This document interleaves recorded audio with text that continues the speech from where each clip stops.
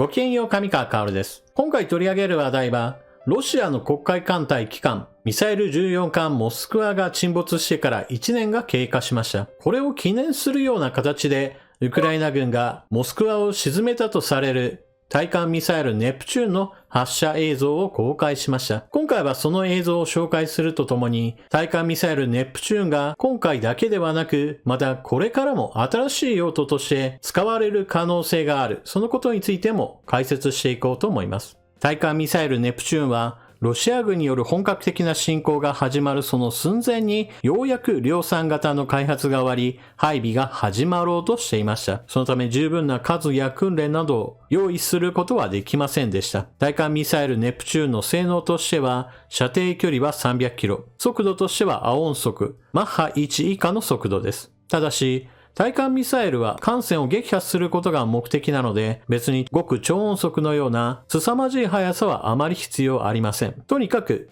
船の防空能力を突破することができればそれで良いので、どちらかといえば、そこそこの速さでも良いから、レーダーに引っかからない低高度での飛行能力が求められます。そして、ネプチューンの餌食になったのが、ロシアの黒海艦隊旗艦、ミサイル重要艦のモスクワです。海軍力があまりないウクライナに対してロシアは艦隊を保有しており、黒海において圧倒的な優勢を誇っていました。それではウクライナ軍が初公開したモスクワを撃沈した時とされるネプチューンの発射映像です。まずはミサイルが収められていた筒から蓋が飛び出します。その後ミサイルが発射されていきます。モスクワの正確な位置ではありませんが、おそらくはこの近くにいたであろうというのがこちらの地図。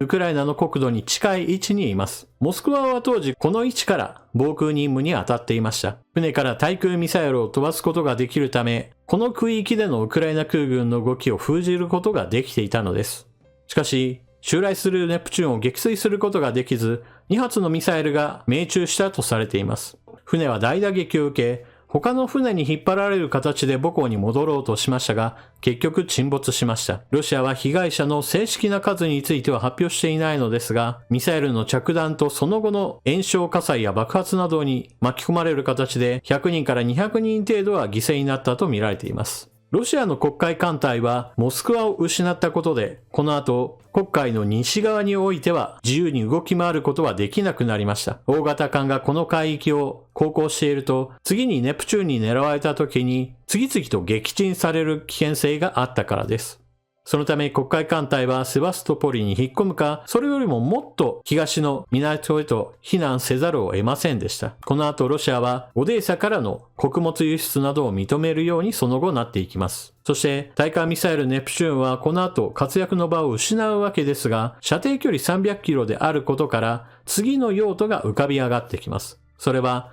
クリミア大橋を狙うため、対艦ミサイルを対地攻撃へと転用するための技術開発が行われているのです。ウクライナ軍の反撃作戦を行うにあたっては、2つの目的があります。まず第一に領土奪還するという当たり前のもの。もう一つは、クリミア大橋にミサイルが届くところまでなんとか領土を奪還したいというものです。なぜそのようにクリミア大橋を狙うことが重要かといえば、本格的な戦争においてはどうしても大量の物資を必要とします。ですから、それらの武器、弾薬、食料類などを補給するための物流の動脈をどれだけ維持できるかというのが非常に重要になるのです。クリミア大橋には鉄道と車道の2つがあって、物資を大量にロシア本国から持ち込むことができます。ですからクリミア大橋にたびたび攻撃することができるようになれば、ロシア軍の補給を寸断することができるようになるわけです。これは長期化した戦争のことを考えた場合においては非常に重要なこととなります。しかし、対艦ミサイルネプチューンはあくまでも艦船を狙うために開発されたものですから、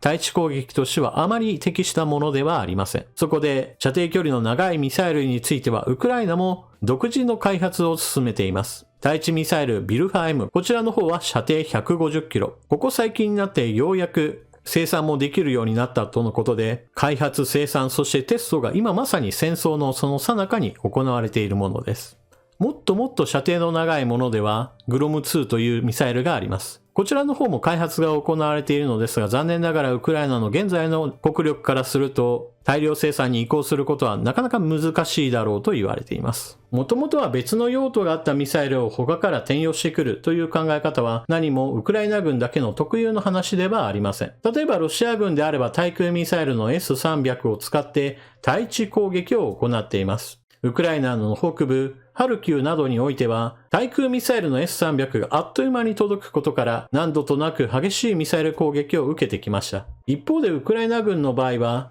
余った対空ミサイルなどというものがありませんから、対地攻撃に用いるものについては、慎重に数を揃えようとしています。特に国力面においては圧倒的にウクライナ軍の方が劣勢なわけですから、さあ開発ができたぞと言ってもその後にどんどんとミサイルを量産するだけの国力はありません。ですからテストを繰り返しながらもようやく使えるなと思えば、それをじわじわと溜め込んでなんとか領土奪還を果たした先にクリミア大橋に打ち込もうという計画なわけです。だからこそウクライナ軍はきっと南部での領土奪還作戦を進めるだろうと言われているわけです。ウクライナの東部戦線において押し返したとしても、それではクリミア大橋を落とせるわけではありません。もちろん領土奪還が進むのは良いことなのですが、戦略上においてはクリミア大橋を落とせるか落とせないかというのは結構な差となるわけです。何にしてもウクライナ軍が少しでもいいから射程距離の長いミサイルを生産してクリミア大橋に届くところまで領土奪還が成功してくれることを祈るばかりです。というわけで今回の動画はここまで。ウクライナ軍がロシアの黒海艦隊機関モスクワを撃沈した対艦ミサイルネプチューンの発射映像を公開しました。その後対艦戦闘といったものが下火になったことから対艦ミサイルネプチューンの地上攻撃用への転用であるとか射程距離の長いミサイルが少しずつ開発生産が進めていることを今回は取り上げました。いずれはこれらのミサイルの中からクリミア大橋に命中するものが出てくることを願うばかりです。というわけで動画を最後までご視聴いただきありがとうございました。チャンネル登録していない方はぜひともチャンネル登録していってください。そして動画を見終わったら評価ボタンのクリックと役に立ったなと思う方はぜひとも SNS 等での拡散もよろしくお願いします。それでは次の動画でまたお目にかかりましょう。まったねー。